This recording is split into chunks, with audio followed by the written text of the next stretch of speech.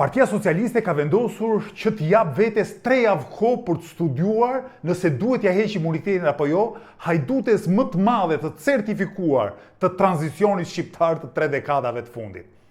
Nga ana tjetër, SPAK-u kërkonte me urgjencë që për imunitetin e Ballukut të mos përdoresh më shumë se 5 ditë, dhe jo për tek, po sepse Belinda Balluku ka prova se kërcënon dëshmitarët, se mund të manipuloj të gjitha gjurmët që ajo dhe drejtorët e saj, madje edhe e prori i saj, kanë lënë në të gjitha proceset korruptive për cilat ajo po hetohet dhe për cilat ka akuzë.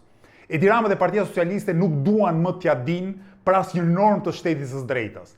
Janë gati ta mbajnë e ta zvarrisin Belinda Ballukun detyrë e deputetes, e ministres, zëvendës kryeministres, jo për javë, po për muaj, madje për vite. Mirë, po populli shqiptar nuk mund ta toleroj më një situatë tillë. Belinda Balluku do duhej të ishte shkarkuar prej muajsh.